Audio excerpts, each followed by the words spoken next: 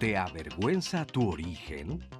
¿No le compartes a nadie tu orientación sexual?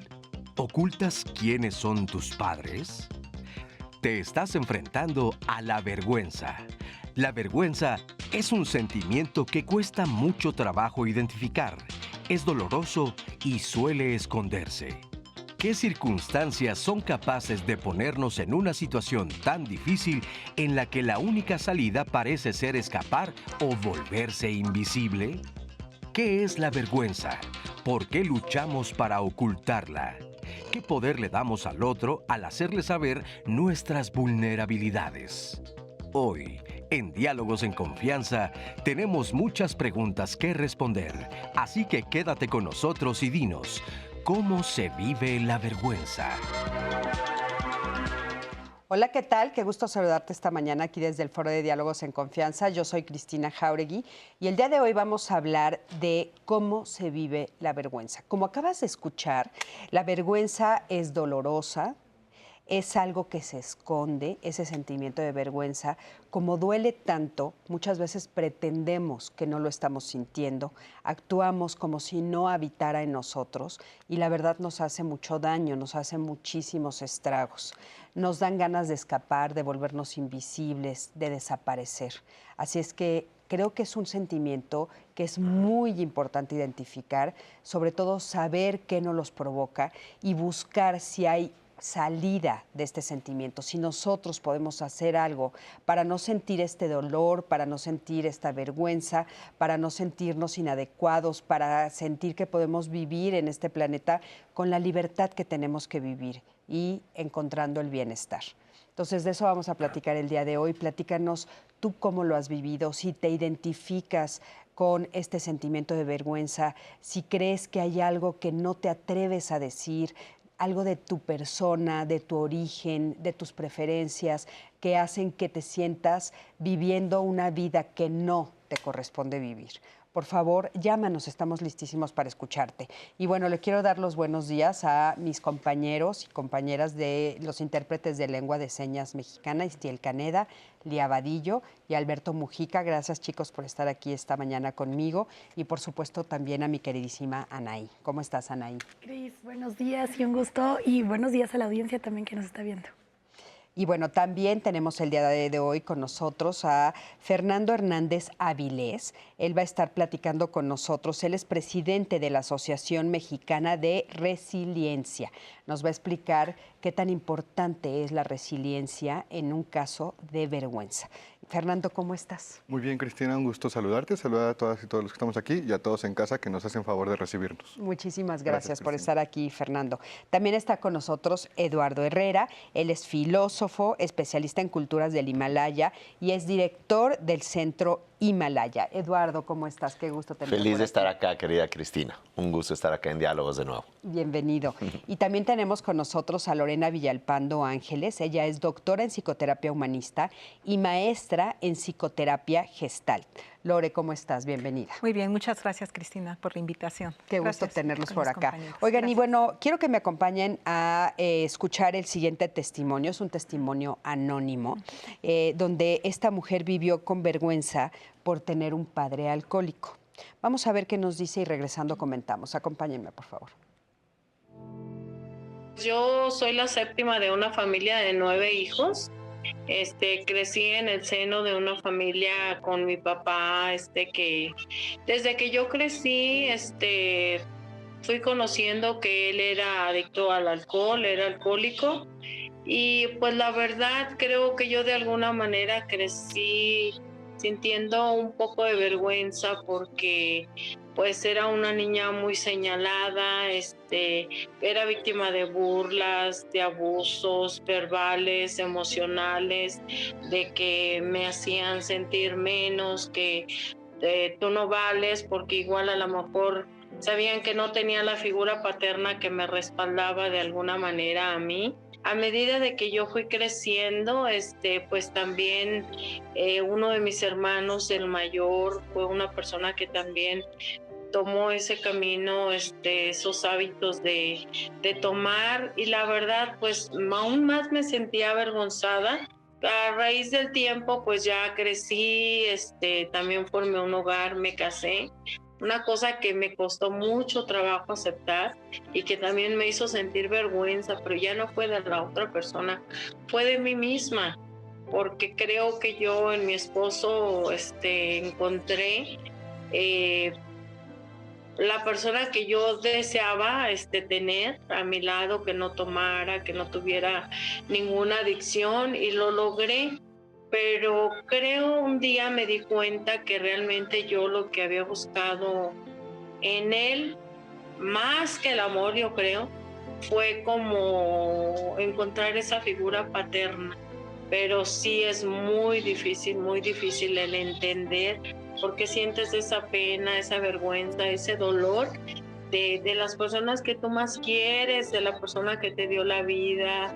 Es algo difícil de entender y de superar, pero que de alguna manera te das cuenta que finalmente es su decisión de cada uno de ellos.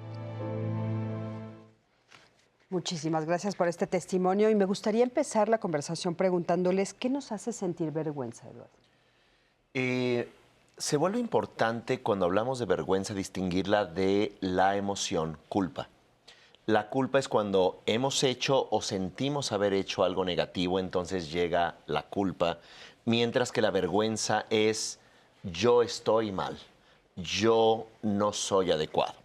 Entonces, me gustaría llevar desde una perspectiva profunda, incluso neurológica, en conversación con la psicología budista, la noción de vergüenza.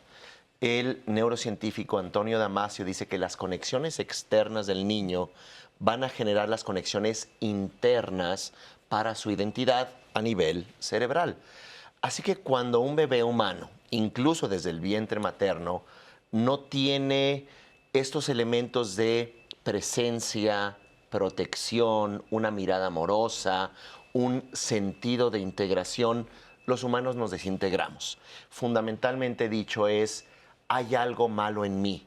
Soy una persona, podemos abrir la lista, inadecuada, inferior, sucia, no merecedor o como fuere. Entonces la vergüenza no es meramente que con una serie de frases para estimularte y creer en ti va a surgir, porque tiene que ver con una relación objetal, como dice Otto Kernberg, en cómo nos construimos a nosotros a partir de los objetos externos que nos miraban, ya sea con agresión, con no perteneces o la mirada invisible, tú no cuentas. Entonces crecemos con esta idea de que no hay algo fundamentalmente bueno en nosotros. Sí, increíble, ¿no? De doloroso todo lo que describes. Y a mí me gustaría, una vez que ya hicimos como esta descripción, retomar un poco el testimonio, ¿no? Ella nos dice cosas muy interesantes. Ella dice, ella fue víctima de abusos y de burlas, ¿no? Ella habla de tener un padre alcohólico. O sea, no está hablando de nada que haya hecho ella, ¿se fijan? Eso me parece terrible y sin embargo ella siente la vergüenza. Y dice, es muy duro tener este sentimiento de dolor por las personas que uno ama, ¿no? ¿Qué podemos comentar de todo esto? Yo creo que sumando lo que dice Eduardo, y me encantó que dijeras el tema de culpa, porque la realidad es que no va a ser, podríamos tratar de sintetizarlo en que no va a ser una acción consciente tuya ante la cual tengas que sentirte mal por el resultado.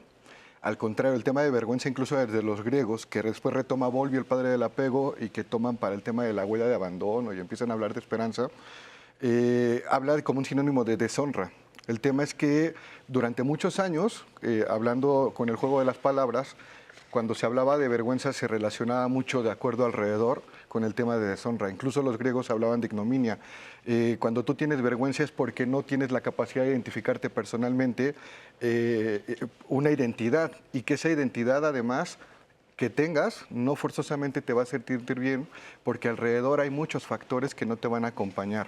En muchas ocasiones nos sentimos mal. Me encantó que decías que vas a sentirte culpable, vas a sentirte abandonado, vas a sentir la necesidad, la urgencia determinista de acallar aquello que de una u otra manera pareciera que te marca.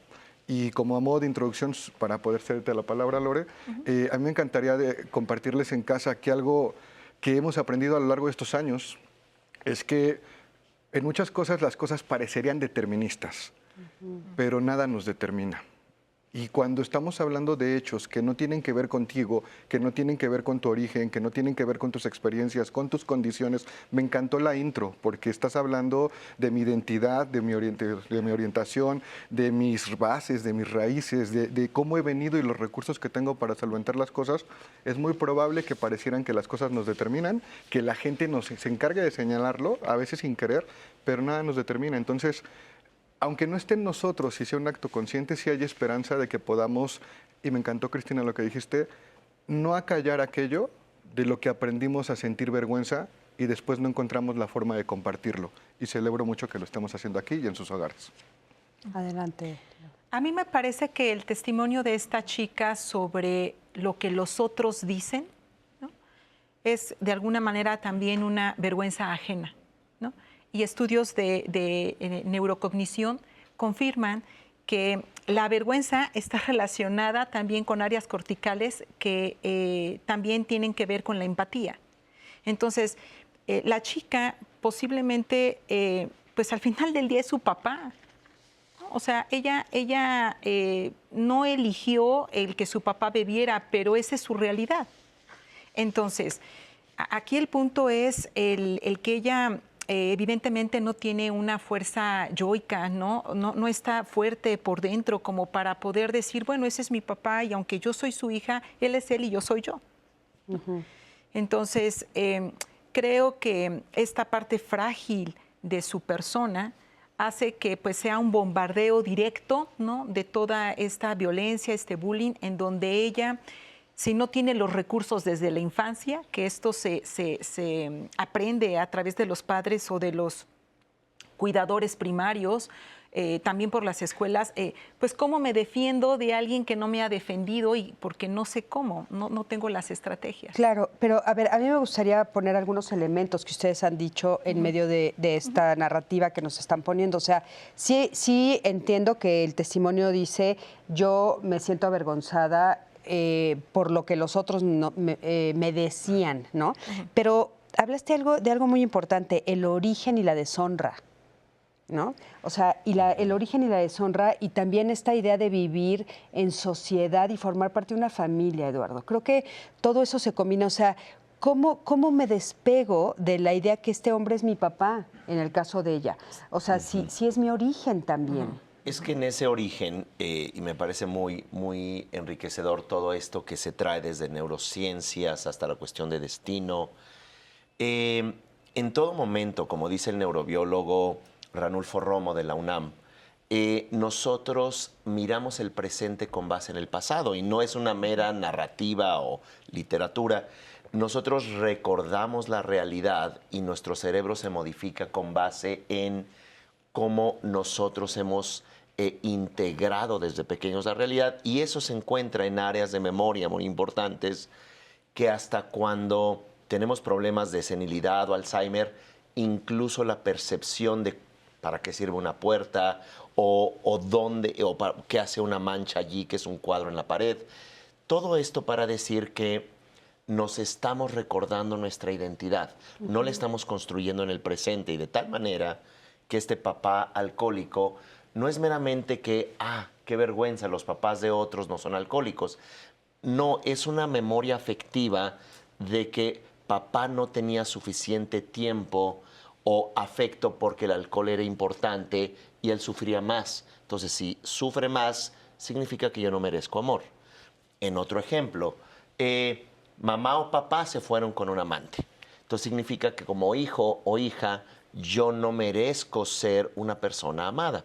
Y es interesante, como lo habrás visto muchas veces en terapia, a veces estas hijas o hijos se convierten en amantes de alguien porque es la forma de creer que de esa forma van a recibir amor. En otras palabras, en esa memoria emocional donde nos recordamos, vamos a estar siempre tratando de mantener esa imagen emocional que teníamos.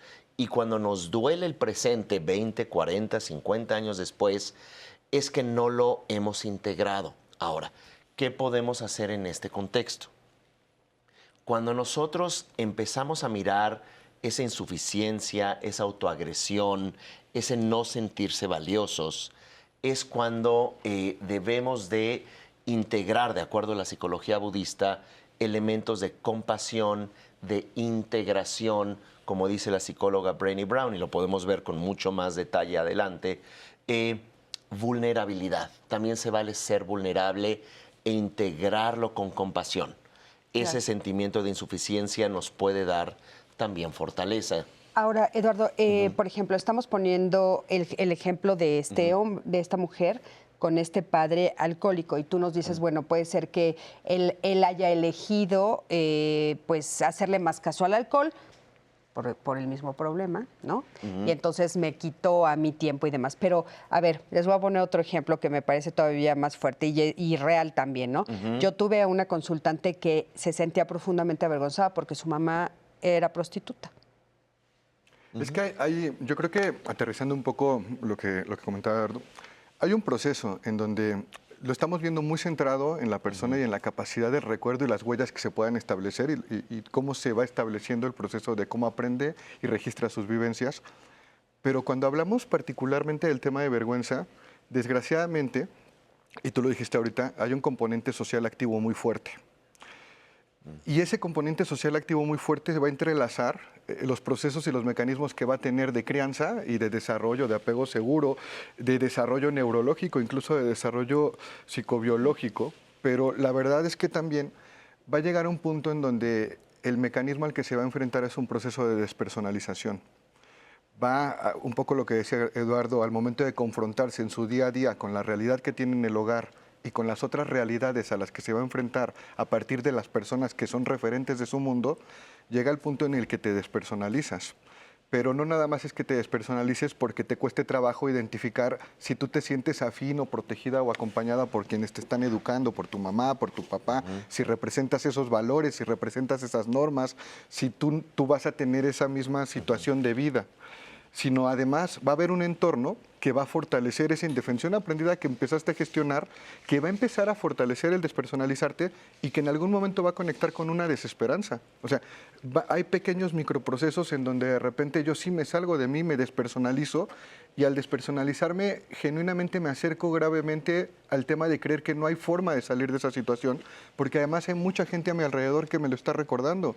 Claro. Y si no me lo está recordando directamente, me lo está recordando la norma en la cual yo me estoy relacionando. Por eso el tema de esta parte de vergüenza y que utilizáramos al inicio el tema incluso de LGBTI+, es fuerte y es importante porque es la manera en la que nosotros nos despersonalizamos, de la forma en la que nos estamos descubriendo y de cómo queremos compartirlo para hacernos de recursos y seguir creciendo.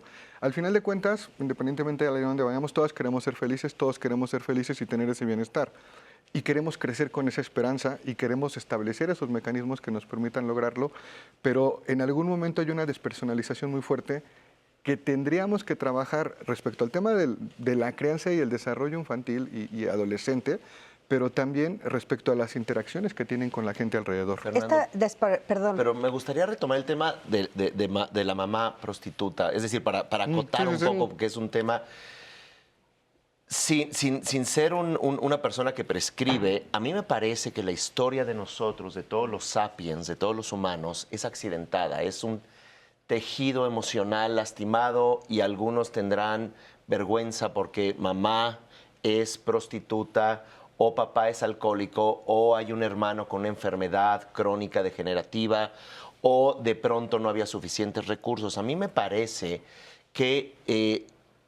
con base en múltiples formas de aproximación cognitiva, psicoterapéutica, la persona debe de integrar eso amorosamente en su discurso.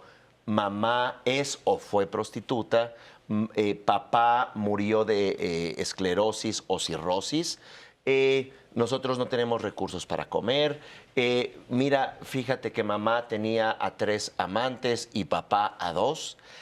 No estoy diciendo que la hija o los hijos tengamos que ser justificadores, ser apologéticos de lo que sucedió en casa, pero integrarlo amorosamente. ¿Por qué?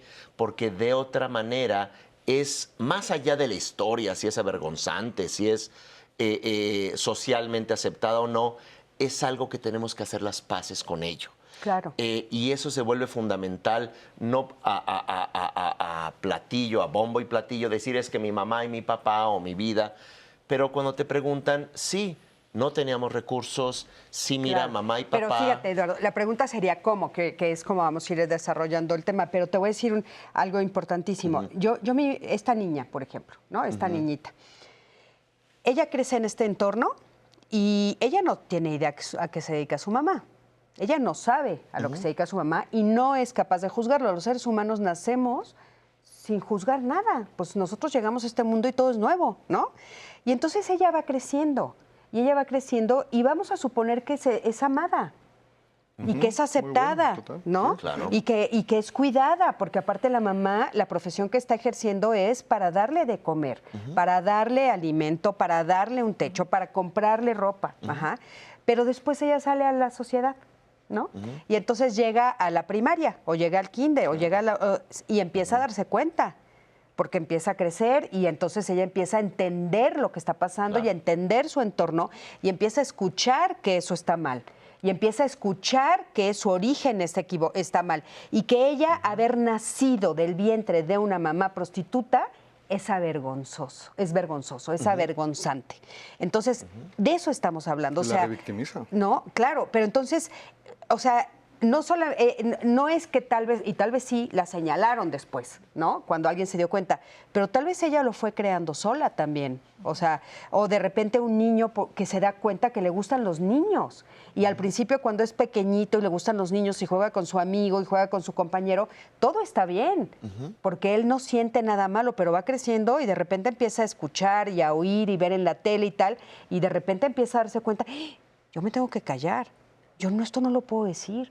Yo tengo que esconderme, yo no puedo aceptar esto. O sea, algo en mí está mal.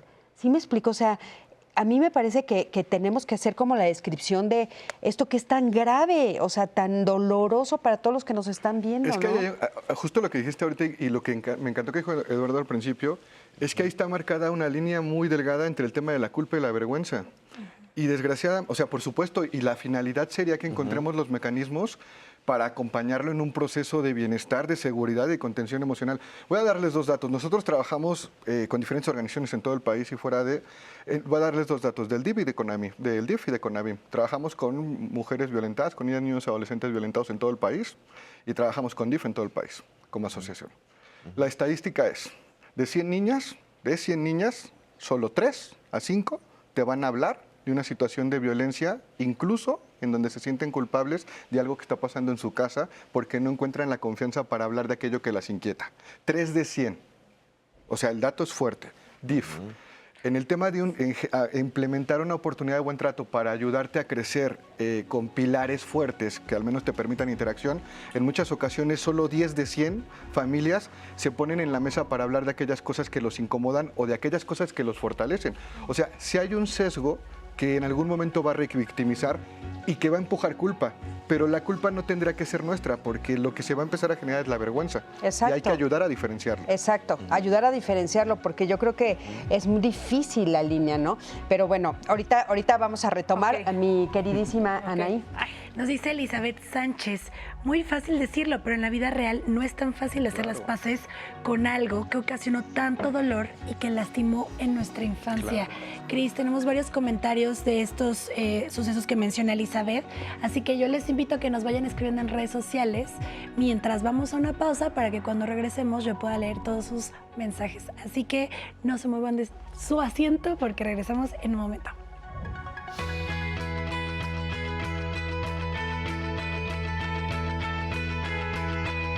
Procura crear una imagen de ti mismo enfocada en tus fortalezas. Esto te permitirá visualizar recursos necesarios para gestionar situaciones adversas. Pues ya estamos de regreso a su programa Diálogos en Confianza. Me encanta este tema de vergüenza y yo sé que ustedes lo saben, pero para los que no, quiero dejarlo muy claro, que estamos literal en un espacio de confianza. Tanto los especialistas, Cris, la producción y yo, cuidamos mucho sus testimonios porque eso es lo que enriquece el programa y nos ayuda también a crecer aquí en el estudio. Así que yo les invito a que nos escriban ahorita en nuestras transmisiones en vivo Quiero recordarles que estamos en Facebook, en YouTube, también nos pueden ver en Twitter, en estas 3 transmisiones en vivo y aparte tienen un centro de contacto con la audiencia en el teléfono 55 51 66 40 00. Todos estos son espacios seguros para que ustedes nos cuenten sus testimonios, en qué momento han sentido vergüenza y si ustedes también me escriben en redes sociales y me dicen, Anaí, la verdad no quiero que digas mi nombre, no se preocupen, escríbanme que quieren su comentario anónimo y así lo haré, así que no se preocupen. Yo ya tengo muchos de sus comentarios y testimonios, pero antes de empezar quiero contarles una breve anécdota porque recientemente mi hermano y su novia adoptaron a 2 perritas. Y entonces, pues estamos la verdad en este aprendizaje porque pues hace mucho no teníamos mascotas en la familia y el cuidado no es tan fácil como parece y uno pensará como, ay, pues las croquetas salen de la nada, etcétera, etcétera. ¿Y por qué les cuento esta anécdota? Porque la verdad es que también nos hemos dado cuenta de estas acciones que sin querer no somos conscientes que podrían incluir violencia o maltrato animal. Y cosas tan sencillas como de tenemos que darle de comer a nuestro animal de compañía, tenemos que darle de agua, de tomar, cuidar también que no estén súper estresados, rodeados de tanta gente. Vaya, son ciertos cuidados que se requieren para tener un animal de compañía y muchas veces no los consideramos y no tomamos en cuenta que a veces tenemos un estilo de vida que no corresponde al poder tener un animal de compañía. Bueno, pues todo esto vamos a estar hablando el día de mañana y de verdad que creo que es relevante que estemos hablando sobre el tema maltrato animal. No se lo pierdan el día de mañana en Diálogos en Confianza. Vamos a verlo mi hermano, la novia de mi hermano, yo, porque no, hombre, aparte no es tan fácil como parece. No, que y las estadísticas nos dicen que justamente en esta temporada es cuando empiezan a abandonar a los animalitos que se regalaron en diciembre. Claro. Y los dejan abandonados en las carreteras, en las calles. Entonces, híjole, por favor, sí, tomen conciencia y vean el programa de mañana. Definitivamente, Cris. Y pues ahora sí, con sus comentarios, testimonios, tenemos uno que llegó justo en la pausa. Johan Alexis decía, quizá la vergüenza tenga que ver con algunos complejos. Lo interesante sería conocer la historia causal o si viene de una afectación. Total, todos somos sujetos de equivocarse y aprendemos del error, nos dice Johan Alexis. Erika nos cuenta su testimonio. Dice, yo viví mis primeros años en una vecindad muy parecida a la del Chavo del Ocho. Por problemas de mi hermano mayor, nos fuimos de ahí. Vergüenza a mis padres de seguir ahí. Después nos fuimos a vivir a una casa sola. No tenía muchas cosas, lo básico. Con esfuerzos mi mamá la acondicionó, pero al lado había un baldío lleno de basura. Un día me desmayé en la ceremonia de los lunes y mi profesor, el prefecto, me tuvo que llevar a mi casa. Me moría de vergüenza. No quería que ellos vivieran donde yo vivía en toda la secundaria. Pero bueno, lo superé. Cosas, ¿no? Nos pone un emoji. Pero bueno, nos cuenta su anécdota. Fíjate, es que ese sí es vergüenza. No quiero ni que vean dónde vivo, ¿no? Claro. Lore, ¿querías decir algo? Sí, dime. Ajá. A mí me parece que esta parte, va germinando desde no tener esta parte de tener autonomía. Ya lo decía Erik Erikson, que si yo desde chiquito, 1 año y medio, ahí está la clave, de 1 año y medio a 3 años es cuando nosotros desarrollamos esta parte de sentirnos autónomos, que previo viene la confianza. Entonces, si mamá dice, ponte esta ropa, no comas así, guarda los juguetes de esta forma, si están sobre nosotros no tenemos como niños la capacidad de elegir. Entonces, ¿qué va pasando? Pues sucede que entonces es lo que mamá o papá dice, lo que la sociedad dice después también, en esta parte de los maestros también. Entonces, pues viene la inseguridad, ¿no? O sea, ¿cómo quieres que sea seguro si todo el tiempo me decías lo que tenía que hacer y cómo lo tenía que hacer? Porque aparte estaba mal, ¿según quién? Según tú, ¿no? O sea, según tu velocidad, según tu costumbre, según tu creencia. Entonces, a mí es como mi pensamiento nublado, como si no despertara ante esta situación. Entonces, si de adultos, ahí tenemos esta parte con la chica, me da o siento vergüenza tener un padre alcohólico o una madre prostituta, ¿qué te puedes imaginar de un niño que todavía no tiene esta parte del pensamiento lógico abstracto, en donde no tiene la capacidad para ver más allá, ve desde aquí? Entonces, la persona que le dice, ¿qué no te da vergüenza de vivir aquí en esta vecindad, no? Siembra la semilla y abre la puerta para que el otro sienta la vergüenza, ¿no? Entonces, creo que esto es un ciclo vicioso muy importante. Me gusta mucho esto que dices, Lore, de las fases del desarrollo de Erik Erikson, porque cuando traté este tema de vergüenza tóxica, yo doy entregas en el canal de YouTube de Centro Himalaya y abordé el tema de vergüenza tóxica, y ahí justamente distinguí entre vergüenza primaria y la vergüenza relacional o de identidad. Y estos dos elementos son importantes porque la primaria es esta que hablamos de un rompimiento y un daño identitario en los primeros años cuando uno está construyendo su identidad. Entonces, un par de frases para ejemplificar: no eres suficiente, no eres adecuado, eres un estorbo, me das asco. Cómo a veces papá o mamá pueden descargar su estrés, enojo, no necesariamente que sean malos padres, pero posiblemente la estrategia no es muy buena. Y luego ya la vergüenza relacional, que me gustaría distinguirla, donde mamá tiene este trabajo, papá o mamá no tienen dinero, vivo en esta vecindad, o mi cuerpo no es tan lindo como el que me gustaría tener, donde vamos posiblemente también a tratar algunos trastornos también alimenticios, que tiene que ver con vergüenza, tiene que ver con control, y cuando no hay un desarrollo adecuado de vergüenza, vamos a decir, la primaria y la relacional, es cuando viene la autoagresión. Y es cuando ya se va a generar allí un trastorno muy importante conectado a la depresión, donde se hizo un estudio con 22,000 casos entre la Universidad George Mason y la Universidad de Houston, donde se vio justamente lo que comentaban, creo que tú lo comentabas, Lore, de la relación de la parte afectiva con la vergüenza.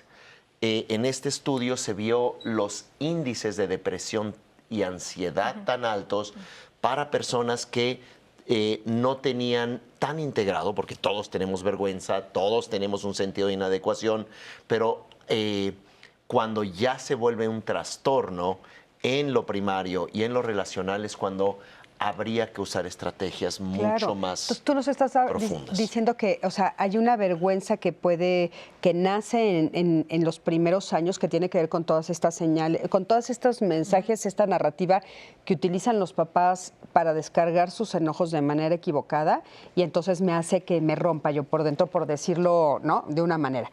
Y también hay otra que adquiero más adelante, Eduardo, que es cuando me doy cuenta, por ejemplo, este testimonio que nos dice Anaí, ella se da cuenta que vive en una vecindad más adelante. Que es la identitaria de Erik Erikson. Ajá. Entonces, es esta parte donde mi casa no es tan linda como la de aquella compañera. Exacto. O me gustan las niñas o los niños y no se debe y no se puede, entonces, y todos se burlan. Entonces, en este contexto, celebro que ya en muchas escuelas en Europa, Estados Unidos, también México, se están haciendo grupos de contención también para que los niños y las niñas puedan decidir su identidad sexual, que puedan valorarse, como decía el catalán, el autor Eduardo Punset. Gestionar las emociones en los niños es toda una vida más allá de los contenidos académicos, que creo que es sobrada casi esa reflexión. Pero sí se vuelve muy importante un trabajo en estos dos niveles. Pero no es de que mamá nos grite y por eso ya tengo una vergüenza primaria. No, puede ser desde el vientre materno, desde donde mamá dice, ¿y cómo voy a alimentar a este bebé que amo, que quiero? Y ya se me fue mi pareja. Entonces, eso también nutre y alimenta, que se puede llamar vergüenza primaria, pero que es básicamente un rompimiento afectivo, una desconexión profunda en la psique del individuo que puede llevar a trastornos de autoagresión muy, muy fuertes, Claro. adicciones, etcétera. A ver, Ana, y Oye, adelante, Cris, por es favor. que justo aprovechando que estamos ahorita dejando como claras estas diferencias, hay una duda en particular que ha sido recurrente en los comentarios, que es la diferencia entre pena y vergüenza, porque muchos han mencionado en sus comentarios o sus testimonios y nos dejan es que me daba pena y otras personas dicen es que me da vergüenza y alguien preguntó ¿cuál es la diferencia entre pena y vergüenza? Fer, ¿Alguien nos podría ¿nos ayudar? quieres decir? Ajá, bueno, si nos vamos etimológicamente, o sea, podríamos entrar a toda una historia y aquí tenemos al filósofo, ¿no? Pero yo creo que... Bueno, Eduardo. ahorita el filósofo que nos los... Pero a ver, dime. creo que un poco, y para conectarlo acá, al final de cuentas, pena podría ser ese espacio de transición, esta oportunidad de vergüenza que nosotros vamos a ir construyendo respecto, me encantó, y ahorita me gustaría reforzar un punto de lo que comentaba Eduardo, pero la diferencia es que pena va a ser ese espacio de transición, va a ser una forma amable y normalizada en la cual vamos a ir matizando la manera en la que me voy relacionando. O sea, de repente me va a dar un poco de pena que vean mi casa, en el caso que nos compartían hace rato, pero detrás de esa pena matizada en la interacción hay una vergüenza. O sea, A ver, yo hay un lo acto entiendo. consciente. Yo lo entiendo como dos cosas diferentes. A ver si estoy bien. A ver qué opinas. O sea, yo creo que la pena es una acción. A mí me da pena lo que hice, pero me va a dar vergüenza quién soy. Esa lo es la que no gran hice. diferencia. O sea, creo, o sea, por ejemplo, en el ejemplo de la casa, me dices ahorita, Cris, pues invítame a tu casa. Y yo digo, ching, qué pena, no hice la cama, ¿no? Qué pena, dejé todo tirado. No recogí los platos de ayer, ¿sí? Pero no estoy pensando, vas a ver quién soy. Pero justo eso es un espacio de transición en el cual vas a interactuar con los demás. Y esa interacción o podrá ir por una verbalización o podrá ir por una acción, ¿no? Al final de cuentas, esta oportunidad de lo que pienso, lo que siento, siempre termina en la verbalización, ¿no? En la acción, totalmente. Pero es un espacio, yo lo vería como un espacio de transición que al final de cuentas está matizado, pero no tiene una carga tan fuerte como el tema de la vergüenza que pudiera haber ahí. Exacto, la carga es diferente. A ver, Eduardo, Lore. Sí, la vergüenza tiene que ver contigo mismo, ¿no? O sea, con la persona que eres. Tiene que ver, por eso mucho tiene que ver con esta falta de reconocimiento, ¿no? Porque ahorita yo me desvío un poquito y invertiría y diría, ¿y si alguien de tu entorno con esta connotación social que tiene esta parte de la vergüenza te dice, oye, vives en esta vecindad, tienes una casa? O sea, si cambias esta percepción de, sí, ¿verdad? Sí, porque hay muchos niños que están en situación de calle que no tienen una casa. Tu papá sufre alcoholismo, es una enfermedad. Tienes un papá, vives con tu papá. ¿No? O sea, ahí vamos entonces con otra perspectiva de, yo preguntaría, ¿qué diría ese niño? Ay, qué pena que vengan a ver, qué vergüenza que vengan a ver la vecindad donde vivo. No, tengo un hogar. Sí, ¿no? Eso sería maravilloso que la Sería sociedad... maravilloso. Y tenemos un testimonio que Lore, es eso así, sería Lore. extraordinario, pero no estaríamos hablando de que existe la vergüenza si la sociedad fuera así, eso es lo que tenemos que buscar. O sea, la sociedad no es así, la sociedad no completa esa frase, eso es lo terrible, la sociedad, o sea, sí llega a la casa y... Esas microviolencias, Cristina. Esas microviolencias, Claro. a ver, Anaí, querida. No, o sea que me parece muy interesante este comentario, Lore, porque también hemos recibido este tipo de comentarios de reflexiones que sucedieron en casos muy particulares, en especial del tema de alcoholismo, que fue el testimonio que vimos hace un momento. Y les voy a leer este que nos dejó Magda Mendoza. Les comento, hace tiempo en mi escuela había 3 chicos cuyo padre era un alcohólico. A veces asistía a la escuela por sus hijos en completo estado de ebriedad y en ocasiones llegó a caerse delante de todos.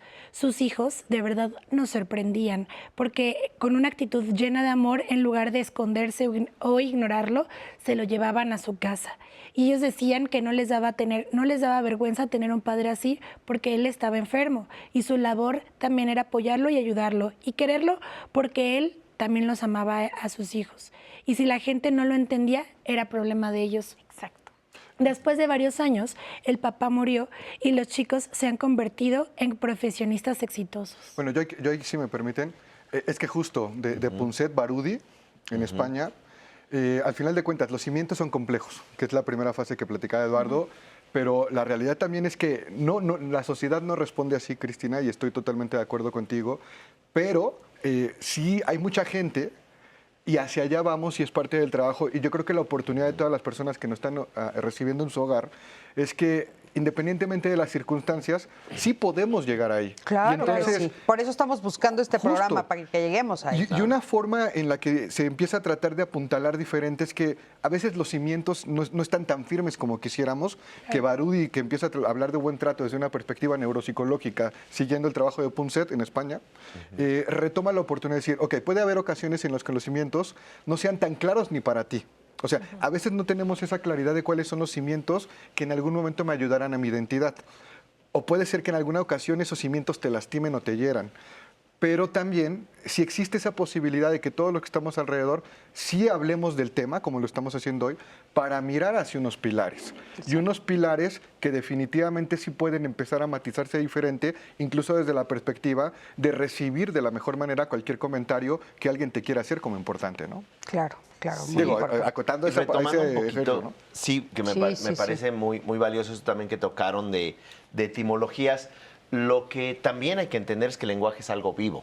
Por Y supuesto, que me encanta. en México usamos más la palabra pena y la usamos Sí, de total. manera intercambiable. En España, por el contrario, dicen vergüenza, ¿no? Dicen vergüenza de manera, vamos a decir, más en la etimología clásica castiza. Y en México se usa más me da pena, tengo pena, y que cuando se usa en otros países pena es como un dolor. Es el penare del latín.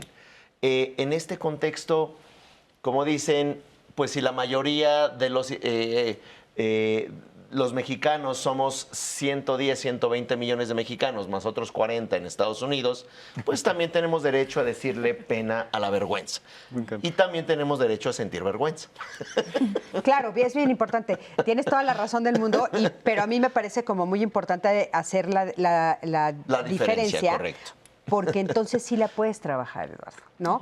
O Sí, sea, cómo no. cuando tú entiendes la diferencia, entonces sí puedes decir, esto que estoy sintiendo no es pena, es vergüenza. Entonces, ¿desde dónde lo trabajo? Que eso es lo importante, o sea, ¿desde dónde? ¿No? Entonces, a mí me gustaría preguntarles, por ejemplo, ¿qué papel juegan los prejuicios en la construcción de la vergüenza? Ahí voy yo. Me acerqué la palabra. Adelante. Es que quería comentarlo hace rato. Y me encanta porque va a llegar. ¿Dónde se apalanca el prejuicio? O sea, pensemos un poco en lo que Eduardo y Lorena nos han hecho favor de compartir y Cristina y todos los que nos están haciendo favor de ver. Y sí hay diferentes mecanismos y perspectivas en las que nos podemos acercar, pero a veces organizarlo de forma sencilla para la gente que nos está viendo se puede entender. Cuando Martin Seligman, que después sería el padre de la psicología positiva, empieza a estudiar neurológica y fisiológicamente hace 40 años el tema de responder esa pregunta, él se preguntaba eso. ¿Dónde aprendió el niño y la niña a creer que no podía? Así, tal cual. ¿Dónde aprendí a creer que yo soy el culpable? Exacto. ¿Dónde aprendí a creer que tengo que sentirme mal y lastimarme porque yo estoy haciendo algo mal? Y empieza a jugar con esta idea de indefensión aprendida. Y en esta idea de indefensión aprendida, no me voy a meter tanto ahí, pero me voy a meter en 3 elementos. Sucede un poco, retomando lo que decía Lore y lo que decía Eduardo, que creo que marcan muy bien un pilar, es que llega el momento en el que en esa interacción con nuestros primeros cuidadores, mamá, papá, la familia extensa o la guardería, la escuela, empieza a darse una serie de interacciones mientras yo estoy en un proceso de conformación de emociones y un proceso de conformación de identidad que, bien dijo Lorena, entre el año y medio y los 3 años empieza a tomar conciencia. Y justamente en ese empezar a tomar conciencia, también se apalanca el primer prejuicio que iría hacia el tema de indefensión aprendida, que empieza a reforzarse como yo no soy capaz. Empieza con algo sencillo. Imagínense que hay 2 grupos de niños y esos 2 grupos de niños les piden que realicen una actividad. Pero unos niños tienen más recursos que los otros sin que eso tuviera que marcar la actividad. Unos lo hacen bien y los otros no. Salen de ahí y genuinamente los 2 van a creer que lo que vivieron es lo que existe.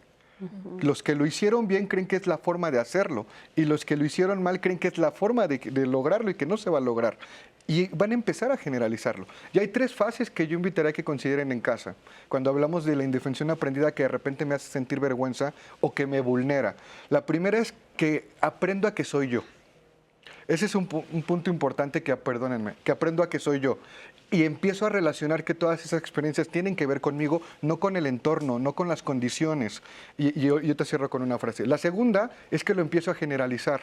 Ya no nada más en esa actividad de matemáticas. ¿Por qué le tenemos tanto terror a matemáticas, hablar en público, expresar emociones, hablar de mi orientación? Porque lo empiezo a generalizar.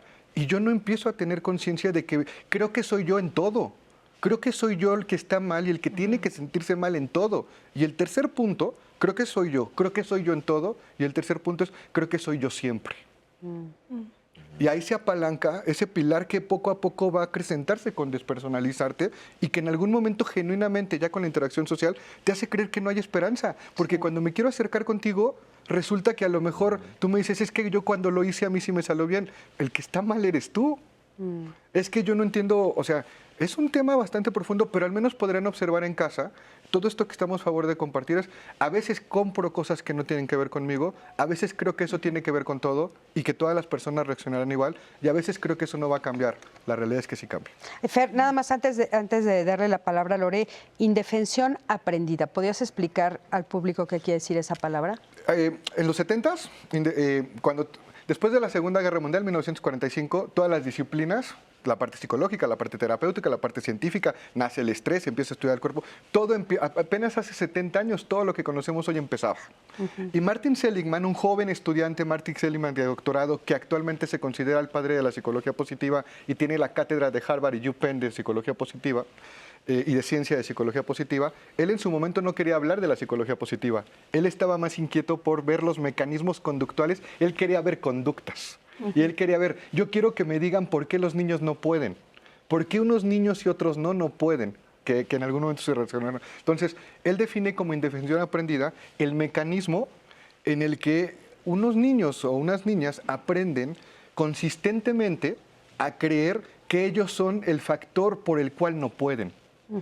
Cuando la realidad es que cuando van viendo las condiciones, no son ellos, son los elementos que están alrededor, solo que su realidad es esa. Y lo voy a cerrar con un ejemplo perfecto que me encanta, que de repente somos así. Oye, ¿y por qué tú no lo hiciste y yo sí lo hice? Yo no entiendo por qué te fue así. Yo no entiendo, o sea, venimos, fíjense, y es un tema fuerte que vemos mucho, venimos de la misma colonia, venimos del mismo barrio, venimos del mismo barrio en donde nos apenaba cuando pasaba la de los tamales, donde jugábamos en la calle, y yo salí adelante y tú no. Tú tienes algo mal, yo no lo tengo, yo tengo algo bien. Los dos aprendieron consistentemente lo mismo, pero lo que nunca vieron es que no eran nada más los dos, sino tenía que ver con los mecanismos que estaban alrededor de ellos y cómo hablaban de eso. Y genuinamente tenemos unos niños que aprendieron a creer que sí podían, que eso es el optimismo aprendido, la otra parte. Ellos aprendieron optimistamente, neurológicamente y sociológicamente a que podían porque las condiciones les fueron ayudando, y los otros niños que vieron la misma experiencia pero con otros recursos aprendieron indefensión aprendida. Entonces es un tema muy interesante, pero da mucho juego para hablar, da mucho juego para todo. Pero algo, nada más les quiero dejar como una esperanza, lo aprendieron, Por lo supuesto. pueden aprender diferente. Exacto, ese es un mecanismo que es un proceso Por que se favor. aprende. Exacto. Justo. Ahorita te doy la palabra. Sí. Vamos a ir a ver el siguiente testimonio, por favor. Vamos a ver el testimonio de Ramón. Quiero que ustedes me digan al final qué opinan. Él dice que sintió vergüenza de perder a su familia por culpa de las adicciones. A mí me quedó una duda cuando vi el testimonio, si esto estamos hablando de vergüenza o de culpa, pero o pena. O sea, ustedes nos van a decir. A ver, acompáñenme, por favor. Yo sentí vergüenza de haber perdido a mi familia por una adicción. Te aleja de todos, te aleja hasta de ti mismo. Tan solo el verte en el espejo, verte delgado, ver la persona que eras antes, las fotos antes y las de después de las adicciones, compararlas y decir, no manches, ¿quién soy? ¿No? Y la vergüenza de sentir que pues, a veces no tienes que comer. Pero pues, mi mamá se desesperó, pues también la cansaba, la fastidiaba, coraje tras coraje, vergüenza, o sea. Una madre siempre te va a ver con los ojos más hermosos. Pero ya cuando estás en las adicciones, todo cambia. Se vuelve decepción, tristeza. No sé, entras en depresiones. La vergüenza te jala todo. Yo creo que ese es el punto central para caer. Yo empecé a cambiar porque pues, extraño el amor de mi hija, sus besos. Estoy estudiando italiano, estoy en el box, me gusta la lectura, hago trabajos independientes, soy plomero, albañil, carpintero, electricista, sé de todo un poco, gracias a Dios, mi papá en paz descanse, me enseñó muchos oficios, porque mi papá sabía que yo para la escuela era burro, Porque sí, para la escuela soy bien burro, pero para los oficios salí bien bueno. Yo sí soy técnico mecánico en gasolina. Y pues de ahí, mira, así mato tiempos. Teniéndome ocupado, trabajando, estudiando, haciendo deporte. Pero es poco a poco. Y yo voy para allá. Pero ahorita voy poco a poco. Apenas recuperé confianza de mi madre, de mi hermano. Ya mi familia me empieza a voltear a ver otra vez. Pues yo creo que es eso lo que te ayuda a salir de la vergüenza, el querer volver a ser alguien en la vida. Existir, nada más existir. Pararte y te voltean a ver. Empezar a brillar. Yo dejé de hacerlo y mi esencia se apagó, nadie me volteó a ver. Y me va bien, otra. Gracias a Dios ya la gente me voltea a ver, ya tengo amigos, otra vez empiezan a buscarme. Pues está bien, nada más es eso. Ramón, muchísimas gracias por este testimonio, gracias por platicarlo y te estamos viendo. Gracias. ¿Ustedes qué opinan? Lore, quedamos que tú, Lore. Sí, qué fuerte, ¿no? Sí. Qué fuerte y qué valiente, Ramón. Fíjate, lo que estaba observando es, primero, la gente me dice, me etiqueta, ¿no? Él no tiene fuerza para sostenerse.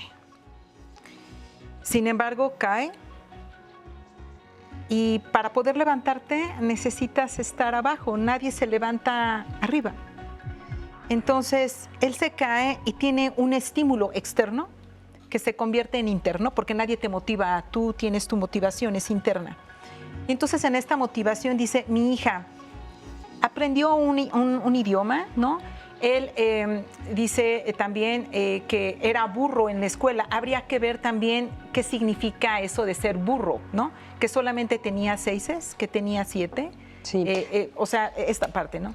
Vamos a quedarnos con esto, vamos Okay. a un corte y regresando te retomo en esto, ¿sí? Sí. Vamos a un corte, quédense con nosotros, estamos en Diálogos en Confianza.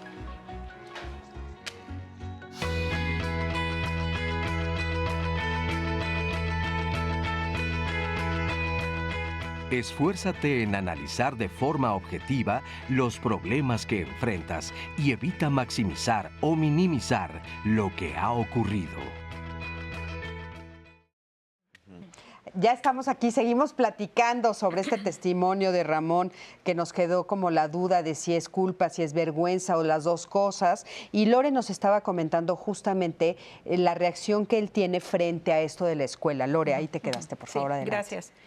Entonces, él hace un alto en su vida y da por hecho que lo que dice la sociedad es cierto, porque así lo dice la sociedad. Entonces, él, al tener esta motivación ya interna de su hija, él empieza, y de hecho es muy valiente, en reconocerse, ¿no? Se quita los ojitos y se ve lo que está sucediendo porque dice, es muy feo, las adicciones te cambian, por supuesto. Pero él dice, hasta aquí. Entonces viene un proceso de voluntad, de querer salir. Y creo que eso es lo más bonito, que ya se dio cuenta, ¿no? Es uno de los pilares de la psicoterapia Gestalt. Ya me di cuenta. ¿Y para dónde? Entonces es como él pueda seguir, tiene estos oficios, trabajo, y yo lo escucho que se enorgullece, ¿no? Porque hasta se levanta y sube el tono de voz. Entonces, creo que es algo muy lindo en el cual la persona tiene que reconocerse y primero aceptar que dónde estás en tu vida hoy parado y que lo que posiblemente en casa, la escuela, los hermanos, los padres te hicieron allá y entonces sí es una realidad, pero hoy, bueno, y les tocaba a los padres sobre todo poder apapacharte y cuidarte. Pero como eso no se dio, porque tampoco tuvieron los recursos, tampoco se dieron cuenta, y también vienen de una cadena transgeneracional de también las mujeres, no, mira qué gorda, qué fea, etcétera, ¿no? Tú debes de mantener a la familia, no tienes el potencial. Entonces resulta que a lo que vamos es que ahora te toca a ti como adulto. Sí. O sea, ya no andes aventando culpas a los demás o responsabilidad, te toca a ti porque quien lo está viviendo eres tú. Entonces, esto es algo muy lindo de la autoestima, que hay que trabajar mucho en la psicoterapia. Claro. Ahora, Fernando, en esto que está diciendo Lore, o sea, yo observo, a partir de lo que ustedes han dicho, yo observo que él de repente se da cuenta que sí puede, O sea, parece que él no tiene indefensión aprendida, tiene la otra parte. Un optimismo aprendido. Sí, ¿verdad? Es que hay algo muy interesante. La indefensión aprendida generalmente se va fortaleciendo, pero aquí es donde conecta muy bien con lo que dijo Lore ahorita y lo que Eduardo nos ha hecho favor de compartir en la mañana. Hay pequeños puntos donde esa indefensión pues te va contrastando, te vas enfrentando. Hay cosas en las que tienen que ver contigo, o incluso lo que decíamos ahorita, a lo mejor en algún momento sentía vergüenza por las condiciones y no quería que se vieran esas condiciones, y hay culpa porque se asume responsable, activo de las condiciones que también se generaban en la familia, y eso lo diferenciaba, pero en medio de eso va dándose cuenta que hay esperanza. Uno de los escalones a alcanzar cuando estamos trabajando esta oportunidad de nuestra identidad, de nuestros autos, el autoconcepto, la autorrealización, la autooportunidad, es que aunque existe esta indefensión donde crees que eres tú, donde crees que es todo, donde crees que es siempre, también te empiezas a encontrar con que no forzosamente siempre es así, o no era como tú creías que era. Y creo que a los 4 nos quedó grabado el tema de la escuela, porque la escuela viene a ser una extensión del sistema que está diseñado para acompañarte en tu crianza. Y si en ese sistema que está diseñado para acompañarte en tu crianza te refuerzan que tú no estás pudiendo lograr algo de acuerdo a la norma o al estándar, por supuesto que te vas a conflictuar. Pero un poco, y esto es importante, cuando sales de ese escenario, te vas a empezar a encontrar con otras perspectivas. Y cuando además te encuentras con factores externos que son importantes para ti y, como bien dijo Lorena, los haces tuyos, empiezan a formar parte más directa de ti, te empiezas a dar cuenta que puede haber esperanza. Esperanza de gestionar diferente en un escenario que no tiene nada que ver con el que te habían hecho creer que tú no podías. Y entonces, ese es el punto. Ahora, la historia, el clímax, es el puente entre esa indefensión aprendida y entre esa esperanza aprendida.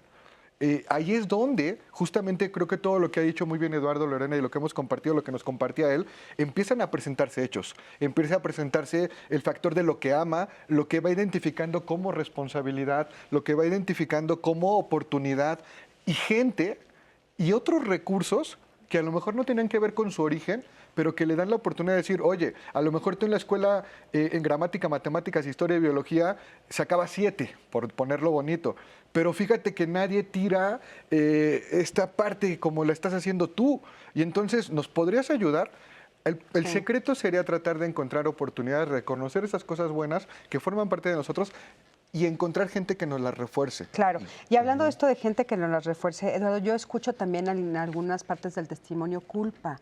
O sea, por ejemplo, al principio cuando él dice y llora, ¿no? Lo que sometí a mi familia a través de las adicciones. Sí, creo que Ramón lo que nos comparte en el testimonio es un gran ejemplo terapéutico, me parece, para todos. Porque todos podemos escuchar varias voces, varias narrativas allí.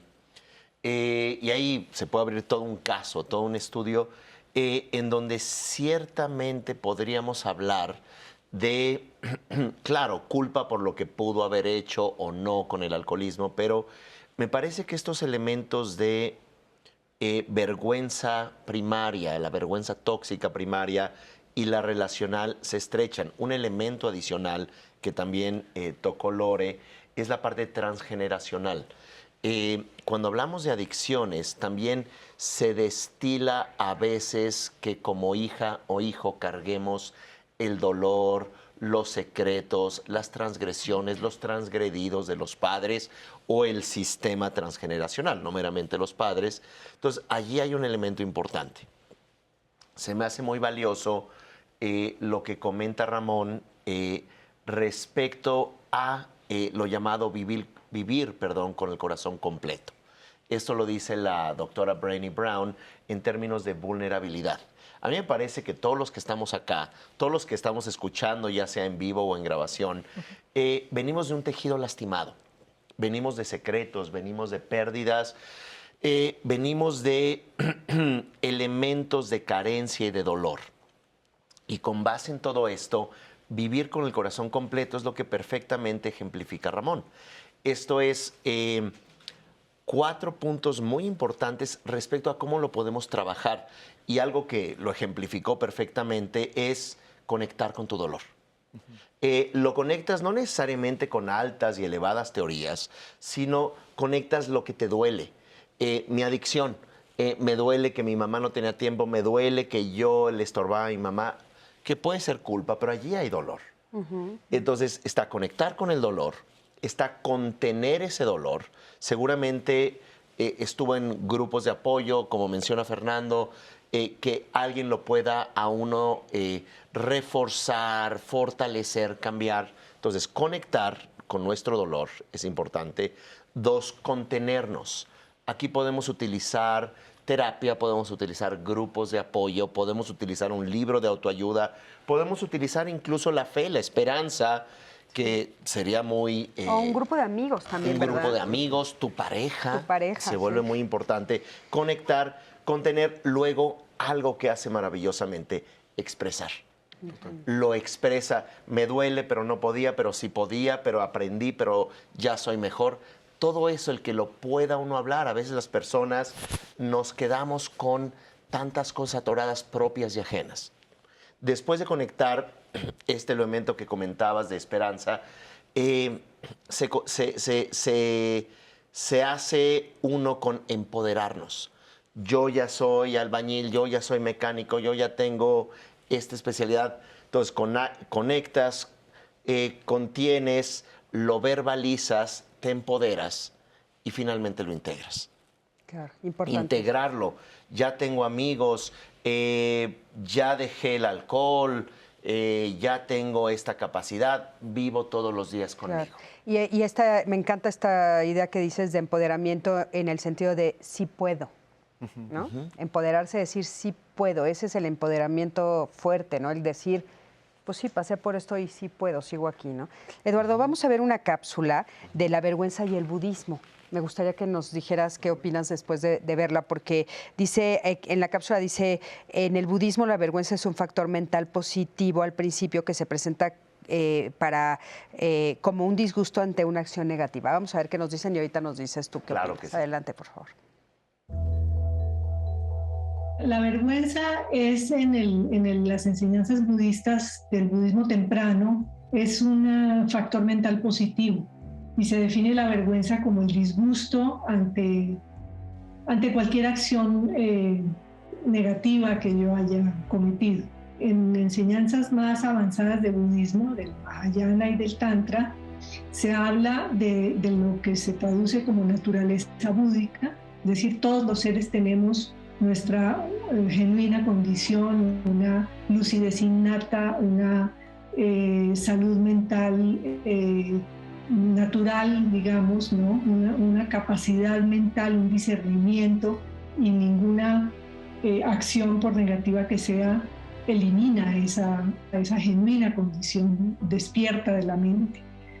Sin embargo, si nosotros mantenemos una actitud de vergüenza permanente, ese sentimiento de inadecuación, de no sentirnos con valía, que sentimos que no merecemos, ese sentimiento es negativo, ya no es positivo. ¿Por qué razón? Porque está justamente rompiendo con el compromiso que tenemos de apreciarnos. Es un compromiso básico, apreciarnos, saber cuál es nuestra valía, sentirnos de esa manera. Una recomendación muy básica y muy elemental del budismo, que se comparte con otras tradiciones espirituales, es la de, al final del día, hacer una especie de balance, ¿sí? Recordar qué pasó en este día, estuvo bien, lo que hice estuvo realmente bien, o fue adecuado, o no lo fue tanto. En el budismo no hay tanto una concepción de bien y mal en sentido absoluto, más bien es hacer daño a alguien, hacer daño a los demás o hacerse daño a uno mismo es inadecuado, es negativo, es incorrecto. Muchísimas gracias. Eduardo, ¿qué opinas? Me parece también que hace consonancia, Diana, una muy querida amiga, con la noción en psicología también de vergüenza, que sirve a manera de decoro, a manera de coexistencia y co-creación de realidad, desde donde puede ser una mesura, dicho psicoanalíticamente, un super yo. ¿verdad? Desde donde no vamos a correr desnudos en la calle, desde donde no vamos a comernos la comida que alguien está comiendo, ofenderle y golpearle porque tenemos ganas de golpearle. Hay un cierto decoro, se llama en tibetano Trelyuba. Entonces, no es vergüenza, pero es un decoro, es me respeto a mí respetándote a ti. Y que eventualmente, algo que menciona Diana me gustó mucho, es la parte de identidad y desidentificación. Cuando nos identificamos con la vergüenza, todo este trabajo que hizo Ramón, que a mí se me hace un ejemplo vivo de transmutación interna que todos deberíamos hacer todos los días, esta parte desde donde lo que nos duele, diario lo integramos, diario conversamos con lo que nos duele.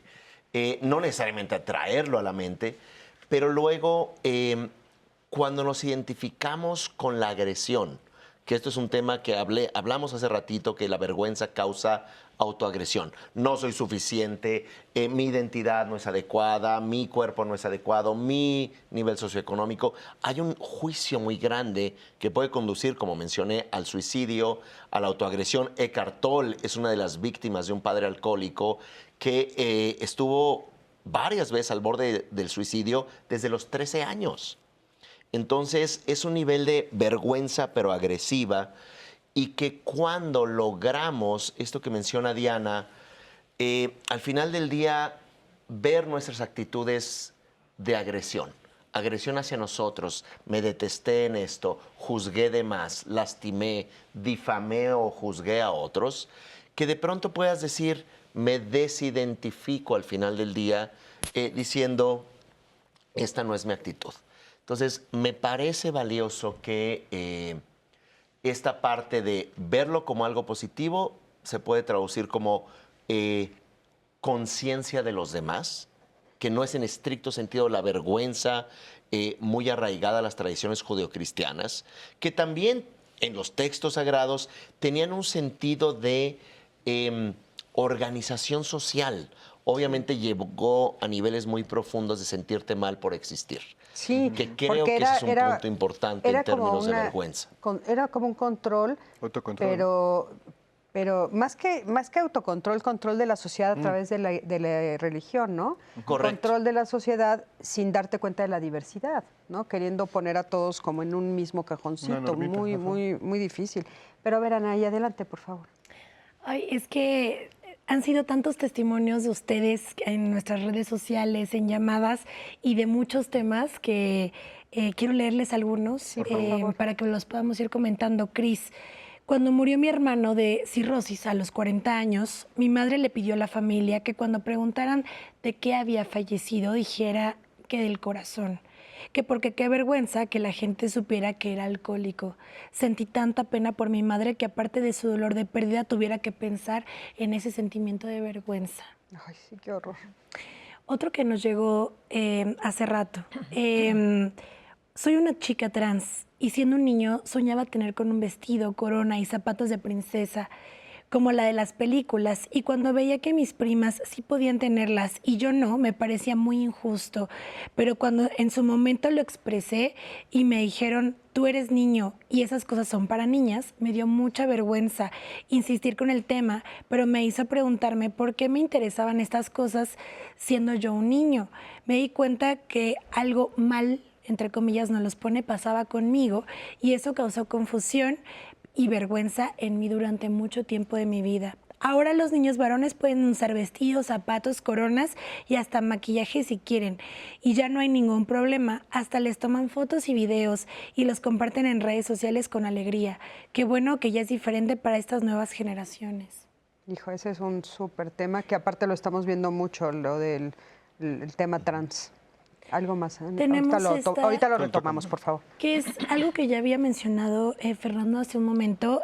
Bueno, muchas cosas que se mencionaron, pero les voy a leer y creo que les va a hacer clic. Mi pareja me hacía sentir vergüenza de mi familia, nos dice María Figueroa, de su origen, de cómo eran, y llevaban la vida al punto de no dejar que los viera. pero busqué ayuda y cuando entendí tantas cosas y vi a profundidad la familia también de él, me di cuenta que no era un problema mío de mi familia, sino era de él. Es muy triste cuando tú vives normalmente, pero que otro te haga sentir vergüenza y culpa hasta de haber nacido. Y muchos de estos comentarios también de cómo empezó su vergüenza a partir de comentarios de externos o de terceros que generaron este sentimiento de vergüenza. Jessica también nos habla de algo que mencionaba antes Cris. Yo sufro de ansiedad social y me da mucha vergüenza estar frente a un grupo de personas y que me vean y que sudo exceso por este tipo de problemas. Porque, o sea, ella se avergüenza de que suda mucho cuando empieza a hablar. Me da todavía más ansiedad después de esto y aunque he tratado con algunos psicólogos, la verdad es que no veo avance. Cada día me aterra más enfrentarme a situaciones de este estilo, Jessica Romero. Y así como Jessica comenta y el resto de testimonios, la verdad es que yo les dije a los especialistas antes de entrar al programa que tenemos muchos de sus comentarios en redes a lo largo de la semana y hicimos una cápsula para leerlos y también poder comentarlos con los especialistas. Así que vamos a ver sus comentarios y ahorita regresamos a comentarlos. Al preguntar en nuestras redes sociales, ¿de qué te sientes avergonzado? Estos fueron algunos de los comentarios que recibimos. Mar López, buenos días. Me siento avergonzada de algunas cosas que he realizado, como cantar en público, no seguir las reglas impuestas por mi familia en casa. Anaís V. Saavedra, de muchas cosas, pero sí me da pena contarlas. Beatriz García González, hola, de que mi cuerpo tiene cicatrices, pues he pasado por 8 cirugías y todo ha sido por una mala praxis. Rolando Rayó, de no haber podido ir a la universidad. Daniela Nava, de no lograr ser puntual. Azucena.rcepca, no puedo ni siquiera hablar. Lulú García, me da vergüenza.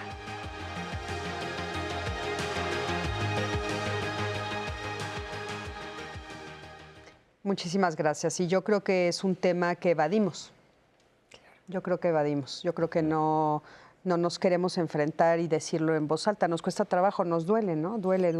A mí me gustaría que ustedes nos dijeran cómo podemos salir de la madriguera que nos metimos por la vergüenza y en qué casos podríamos convertirlo en orgullo. Lore, adelante. Ok. ¿Cómo salir de la madriguera? Ay, qué bonita palabra, ¿eh? Bueno, pues yo creo que lo primero es que quieras, ¿no? O sea, que te des cuenta que justamente lo decían, o sea, si mi pareja no le gusta la familia con la que vivo, no le gusta cómo vivo, cómo me visto, no le gusta que en las fiestas yo canto, el problema efectivamente es del otro, el punto es que lo hago mío, ¿no? Entonces yo ahí tengo que aprender a poner límites, ¿no? Tengo que trabajar en mi estima. Si no lo puedo hacer yo, busco un proceso psicoterapéutico, ¿no? La otra tiene que ver también con soltar. Y soltar es que todos esos asuntos son pendientes que se quedan, de hecho ahí tengo un taller de esto que es soltando el costal, todos estos puntos lo pones en las piedras en la espalda que lo vas cargando a lo largo de tu vida.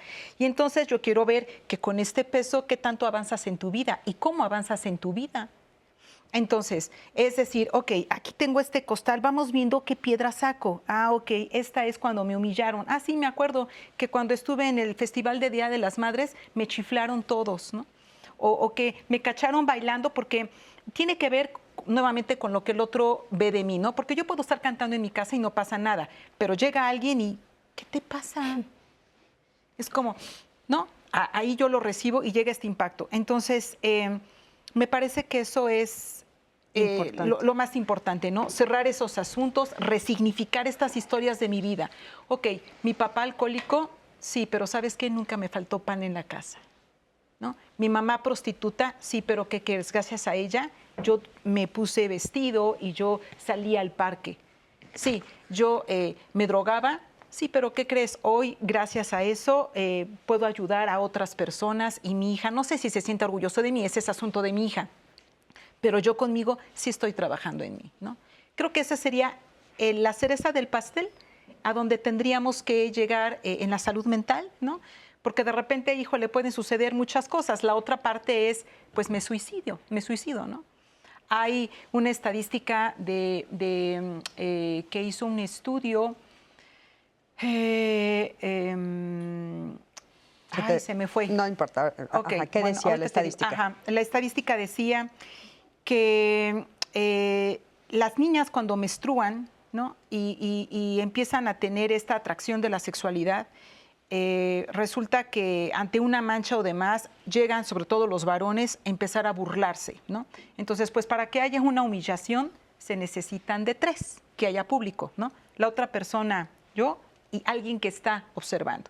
Entonces, decía este estudio que cuando las niñas están menstruando, no van a la escuela en los primeros días de menstruación, ¿no? Entonces es como, ¿qué está pasando? Claro. O sea, ¿qué pasa con los maestros? ¿Qué pasa con nosotras mamás que no podemos o no sabemos educar a nuestros hijos? Entonces, creo que es esto. No sé, voy con el experto, voy con quien sí sabe. Es que es un tema que no se habla. A mí me llama mucho la atención porque ahora viene Disney a ponernos el tema sobre la mesa. Les recomiendo mucho la película de Red, la película animada, que justamente habla de ese tema de una manera extraordinaria. Y a mí me llamó mucho la atención porque habiendo platicado tantos temas en diálogos por tantos años, nunca hemos hablado de la menstruación, curiosamente. Y bueno, ya le toca a Marisa Escribano los martes, porque es el tema de familia, pero sí, o sea, no se habla, tienes razón, o sea, son muchos temas tabús que hay que romper, pero algo que dijiste importante, la mirada del otro. Ahorita regresando lo retomamos, vamos a un corte, quédate con nosotros.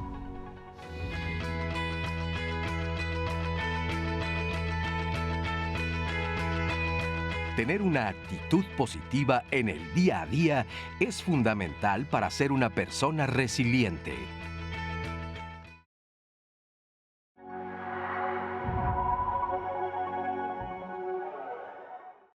Se vuelve importante cuando hablamos de vergüenza distinguirla de la emoción culpa. La culpa es cuando hemos hecho o sentimos haber hecho algo negativo, entonces llega la culpa, mientras que la vergüenza es yo estoy mal, yo no soy adecuado. Fundamentalmente dicho es, hay algo malo en mí, soy una persona, podemos abrir la lista, inadecuada, inferior, sucia, no merecedor o como fuere. Crecemos con esta idea de que no hay algo fundamentalmente bueno en nosotros. El tema de vergüenza incluso desde los griegos, que después retoma Volvio, el padre del apego, y que toman para el tema de la huella de abandono y empiezan a hablar de esperanza. Habla como un sinónimo de deshonra. Hablando con el juego de las palabras, cuando se hablaba de vergüenza se relacionaba mucho de acuerdo alrededor con el tema de deshonra. Incluso los griegos hablaban de ignominia. Y cuando tú tienes vergüenza es porque no tienes la capacidad de identificarte personalmente una identidad. En muchas cosas las cosas parecerían deterministas, pero nada nos determina. Lo que los otros dicen, ¿no?, es de alguna manera también una vergüenza ajena. La vergüenza está relacionada también con áreas corticales que también tienen que ver con la empatía. 1 año y medio, ahí está la clave. De 1 año y medio a 3 años es cuando nosotros desarrollamos esta parte de sentirnos autónomos, que previo viene la confianza. Están sobre nosotros. Nosotros no tenemos como niños la capacidad de elegir. Entonces, ¿qué va pasando? Pues sucede que entonces es lo que mamá o papá dice, lo que la sociedad dice después también. ¿Cómo quieres que sea seguro si todo el tiempo me decías lo que tenía que hacer y cómo lo tenía que hacer? Porque aparte estaba mal, ¿según quién? Según tú. Gestionar las emociones en los niños es toda una vida más allá de los contenidos académicos. La diferencia es que apenas va a ser ese espacio de transición. Va a ser una forma amable y normalizada en la cual vamos a ir matizando la manera en la que me voy relacionando.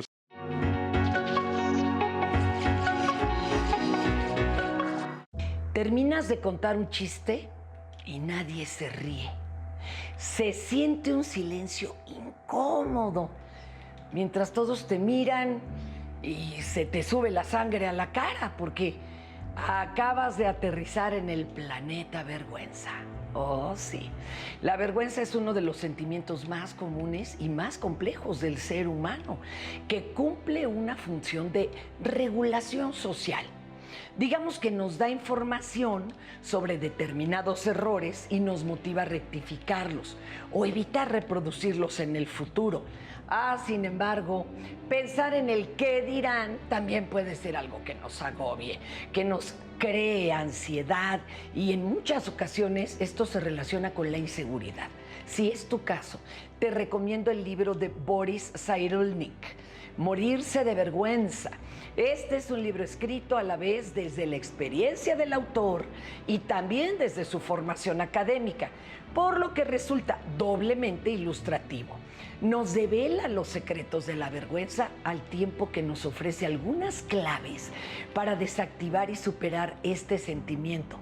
Con la experiencia de haber tratado a miles de pacientes y conocer sus historias, este libro es altamente recomendable para quienes quieren desmontar de su vida a un pasajero que no solo puede incomodar, sino también lastimar muy seriamente tu autoestima. Para Diálogos en Confianza, Fernanda Tapia.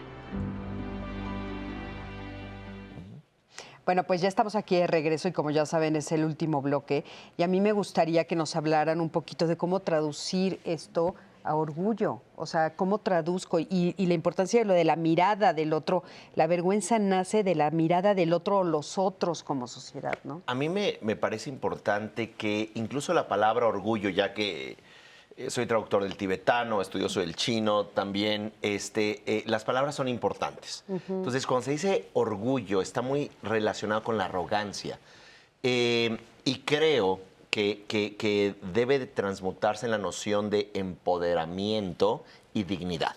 Yo sé que son palabras complejas y no es el discurso de un movimiento ideológico ni político, pero el orgullo puede ser un soy más que tú. Es esta centralización. Y a mí me parece que debemos de dignificarnos a nosotros y dignificar al otro empoderándolo. Y esto que menciona Fernando y Lore respecto a esta mirada. En realidad, vuelvo a Otto Kernberg, las relaciones objetales, las relaciones con el objeto, significa que cuando uno se ve a sí mismo, uno se imagina a otros viéndonos a nosotros y es como vamos construyendo identidad. Es una parte muy importante, volviendo también a la idea de que siempre nos imaginamos en el otro. Pero cuando somos humillados, inferiorizados en esta metanarrativa y en esta composición consciente e inconsciente, me parece que podemos estar cargando vergüenza, culpa, esto es, ya viéndolas distinguido, de otros, propias, vergüenzas históricas. Y algo bien importante que también nos compartían de las redes sociales es esta parte del shaming, esta parte del avergonzamiento.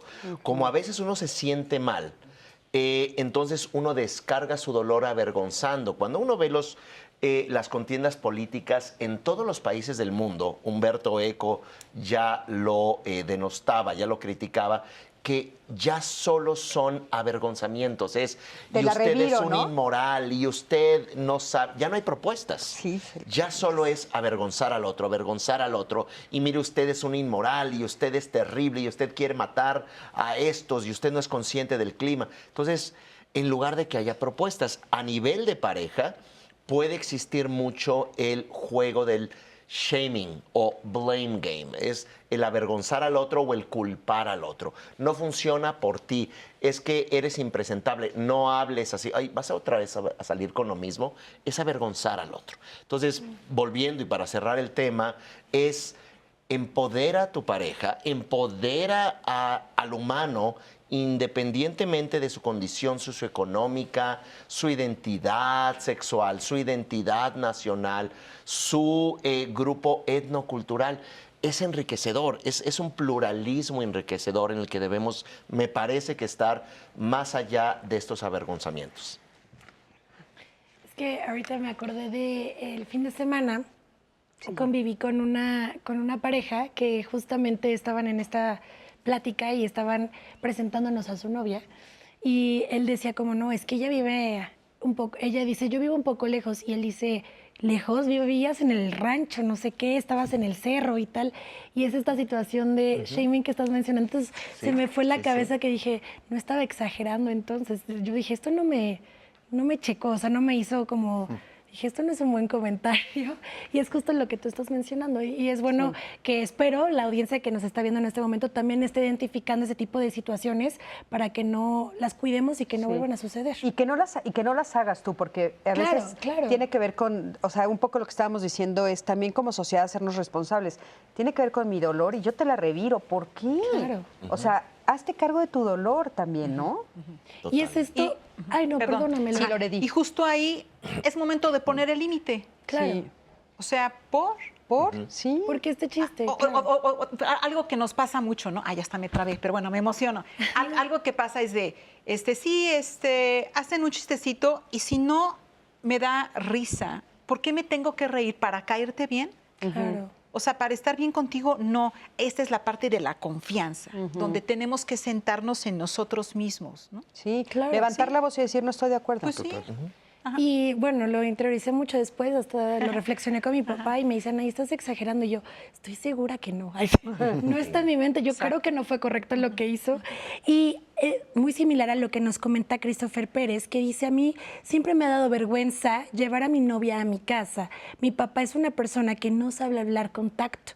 Es impulsivo, insulta, saca temas incómodos y si se enoja le hacemos la observación, entonces se pone más enojado. Entonces él dice que se siente avergonzado por que su novia conozca a su familia.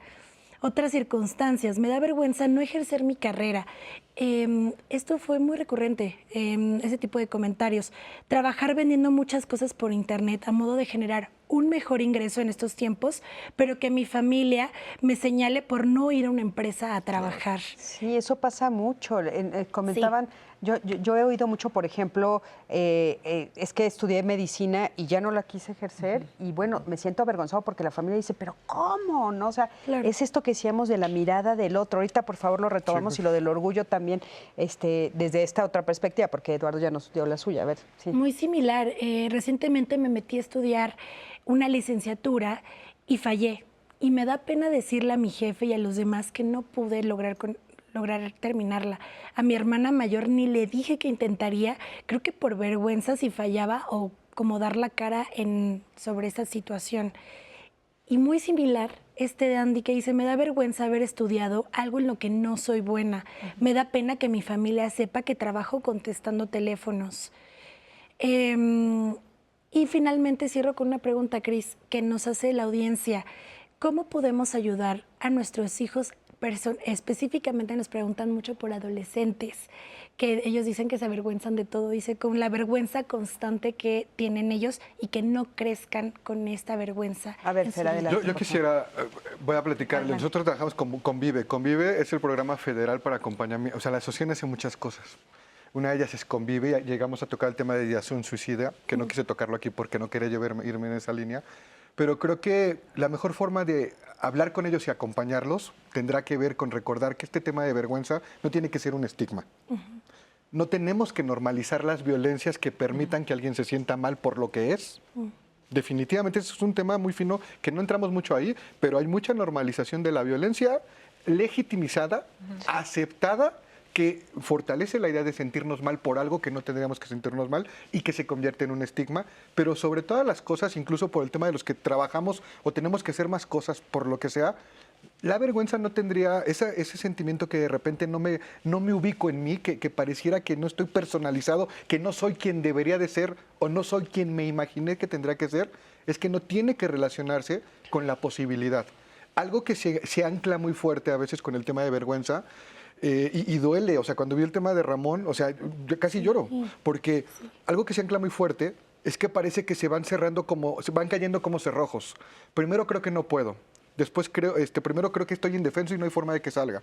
Después me siento incapaz, porque al estarlo intentando, Estoy sintiendo que no avanzo. Y cuando no avanzo, empiezo a creer que no voy a encontrar la posibilidad de salir de ahí. Y se relaciona mucho con imposibilidad. Entonces, para cerrar con lo de dignificar, yo quisiera recordarles, el estigma no nos tiene que acompañar porque no es nuestro. Y creo que Eduardo y Lorena ya nos hicieron favor de compartirlo mucho. No tenemos que normalizar la violencia. Eso que dijo ahorita Lorena, es un tema brutal. Nosotros que trabajamos el tema de violencia de género y violencia contra niñas, niños y adolescentes, es un tema espantoso. No normalicemos la violencia porque fortalece un estigma. Y que eso no nos haga pensar y no te haga pensar a ti que es imposible. No fortalezcamos esta oportunidad de imposibilidad. Oye, Fer, perdón, me gustaría que dijeras, es que la violencia no solo es pegarles. No, claro, hay muchos. Yo les recomiendo mucho, entren a las páginas federales. Pueden entrar a la página de CONAVIM, por ejemplo, pueden entrar a la página, en la SEP tiene un tema, el SEM, IMSS, ISSSTE, CONAVIM, así como escribe con V. Entren a la página Resiliencia México, ahí tenemos un curso total para mujeres sin costo, tenemos un programa para el costo, y ahí vienen los diferentes tipos de violencia. Al menos hay 20 tipos de violencia. O sea, imagínense, no solo es física. Decirle al niño, no puedo, es violentarlo, ¿no? Claro, por supuesto. Justo cuando Seligman se empieza a preguntar por qué el niño empezó a avergonzarse de intentarlo, que eso nos llevará al principio, es porque alguien le estuvo reforzando consciente o inconscientemente que no podía. Y entonces, sí, yo estoy violentando la oportunidad de que reconozca que a lo mejor hay otras formas en las que puede ser. Y me encantó lo que decíamos de las niñas trans o de las adolescentes trans. Claro que trae un estigma enmarcado en una violencia normalizada, en donde además hay una imposibilidad de no puedo hablar de esto porque es un estigma, está violentado, me van a sobrecastigar y eso me despersonaliza. Y tengo que decirte que no. Porque eso, como bien dijo Eduardo en algún momento, vinculado con lo de Lorena, tendrá que ser el pilar al que tú te puedas agarrar de alguna forma, incluso estando aquí en la oportunidad de que nos escuchas, de expresarlo y empezar a trabajarlo. Y con eso cierro con 3 puntos que quiero decir. ¿Cuál es una forma en la que puedes empezar a transformar esto para romper y separar esta parte de vergüenza, esta parte de culpa y tratar de sembrar diferente? Dignifica. Nosotros tenemos un programa que se llama Facilitador Latinoamericano, que el principal pilar es Dignifica. Dignifica significa que te humanizo y te humanizo. Y te humanizo a partir de la mirada. Y es una regla que implementamos hasta con funcionariado. Te humanizo, te personalizo. Porque para mí es importante reconocerte. Reconocer lo que está aquí conmigo, reconocer lo que me quieres escuchar. No lo que tú creas o lo que haya pasado antes y personalizarlo. Y lo institucionalizamos. La otra palabra clave es facilita. Hay una psicología del tema del no y el sí. Yo siempre, a veces a modo de broma, con mi equipo comentamos todo el mundo no puede decir sí y dice no. Eso es importante, ¿eh? Cuando viene el tema de la vergüenza es importante, porque no todos podemos decir sí, pero para muchas cosas sí podemos decir no. Rompamos eso, facilita condiciones para que la persona se pueda sentir capaz de expresarlo. Y piensa sostenible. Y creo que esto para las mamás y los papás es muy importante. ¿Por qué se fortalece la vergüenza hacia la imposibilidad? Oye, es que me avergüenza ir ya pensemos ahora en posibilidad que no lo vimos ahí. Quiero pedir trabajo. Quiero intentar otro negocio. Quiero que se sientan orgullosos de lo que yo estoy haciendo. Quiero estudiar italiano. Quiero llegar y decirle a mi hija, oye, quiero comerme contigo una pizza que preparé yo. Vincularlo a la posibilidad. Y nosotros tenemos una regla que le llamamos sostenible. Traten en medida de lo posible siempre de buscar personas diferentes, siempre de hacerse de escenarios diferentes y siempre jugar con recursos diferentes. Es un hábito que cualquier terapeuta en algún momento desde su enfoque te acompañará, pero si tú tienes presente eso cuando tengas una situación donde alguien está siendo lastimado o siente lastimado, acércale personas diferentes, escenarios diferentes y recursos diferentes. Eso qué importante que lo digas. El otro día tuvimos una conversación en familia que una de las frases que decimos todo el tiempo es el mundo es pequeñito. No es cierto. Tu mundo, tu núcleo es pequeñito, salte de ahí. O sea, si ahí es un núcleo donde te están lastimando, salte. El mundo es otro. Hay miles de cosas. Lore, adelante, por favor. Contestando esta parte de cómo conectar con los adolescentes, es algo que a mí me encanta y me apasiona muchísimo el trabajo con los adolescentes. Y cuando los papás llegan a terapia, lo que yo observo es que los papás le dicen al chico lo que tienen que hacer desde su punto de vista, ¿no? Desde es que si yo fui esto, tú también debes lo otro, ¿no? Es que yo sacaba puro 10 en matemáticas. Pues sí, papá, pero tú no eres él, ¿no? Sí. Estas expectativas, ¿no? ¿Por qué mi hijo no saca 10 si yo era el mejor, ajá, no? Tiene todo. Tiene todo. Ajá, pero ¿y qué es todo, papá? ¿Qué es todo, no? A lo mejor tiene todo material, pero no te tiene a ti. estás presente en la ausencia, ¿no? O sea, pues sí está ahí el bulto, pero no está mi papá. Entonces, ¿cómo acercarme con mi adolescente? Respétalo. Hay una etapa muy linda en donde el adolescente, que es el desarraigo, se aleja. Y cuando Mark McConville dice, justamente se aleja para ver de lejitos, ¿no? Y empezar justamente a formar esta identidad. Entonces, si llega la mamá y el papá, mira el barro que tienes, qué horror, qué asco. Y el chavito, ¿no? Unos síntomas corporales de la vergüenza es, te pones rojo, hay taquicardia, te empiezan a sudar las manos. Y si hay público, que hay 3, que esté la tía, la abuelita, lo hace afuera de la escuela, ¿no? La frasecita de tierra trágame, ¿no? O sea, no quiero que nadie me vea y me aísla. Y yo quiero ver cómo el hijo, llegando a casa o después, va a relacionarse con la mamá, ¿no? Y la mamá se va a justificar en, es que exprímete el barro, mira qué feo se te ve. Para ti, ma, pero para mí no, déjame así. Ah, no, pero como es mi hijo, debe de hacer lo que la mamá cree. Y hay papás que, estoy hablando al extremo, hay otros papás que son muy respetuosos. Entonces, ¿cómo llegar ¿cómo estás? ¿Me quieres contar algo? Y si de verdad me quieres contar algo, escucho. No estoy, fíjate mamá, aquí una novia. ¿Quién? ¿Araceli? Ay, Araceli no. Ay, bueno, ¿me vas a escuchar o no? Por eso los chicos no hablan. No hablan. Y sobre todo hay una etapa entre los 15 y 17 que nada más están observando a los papás, ¿no? A ver dónde se equivocan para aventársela. Pero bueno, esa sería mi recomendación. Muy importante el respeto. Escucha con respeto, aunque no te guste papá, aunque no te guste mamá. Y me gustaría comentar sobre este concepto de Gabor Mate, que creo que también, no quiero decir complementa, sino que a veces sintetiza el concepto de conexión.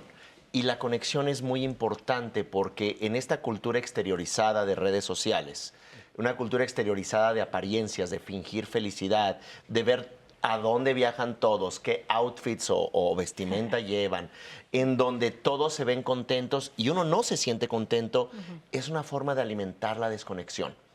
Y esto significa que debemos también de conectarnos a nosotros. Si vemos ahora personas desconectadas, hiperconsumistas, hiperestimuladas o sobreestimuladas, sobreexhaustas a nivel de Jung-Chul Han, a nivel de toda esta noción de autoexigencia, debemos de partir de la idea que la vergüenza está implícita en la aparente libertad que tenemos para elegir y sin embargo nos autoexplotamos.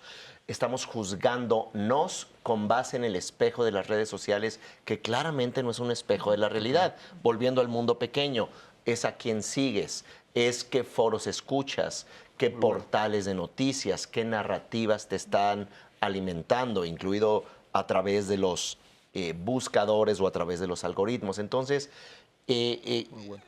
coincido completamente con ustedes. Lean, escuchen otros podcasts, escuchen las opiniones. Si van a escuchar una noticia, vean los contrarios. Generemos una vida dialéctica, una vida desde donde podamos generar una síntesis amorosa, porque si no nos lleva a la ansiedad. Desde grandes naciones peleándose, no queriendo entenderse, hasta familias que se están gritando pero no se escuchan.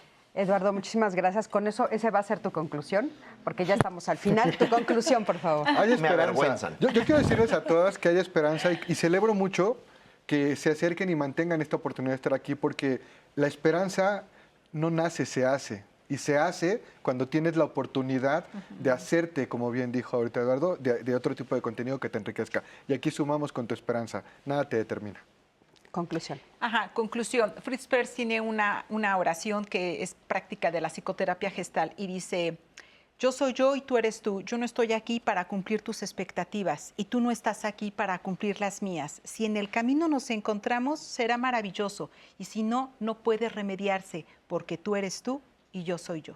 Muchísimas gracias, Lore. Muchísimas gracias a los tres. Oigan, y antes de que termine el programa, les quiero decir que, bueno, este lunes no se pudo transmitir el programa de diálogos que estaba planeado para este lunes, que era vivir con síndrome de Down. Y entonces queremos avisarles que sí se va a transmitir porque es un programa muy lindo que se hizo con muchísimo cariño y se va a transmitir este próximo lunes, así es que no se lo vayan a perder.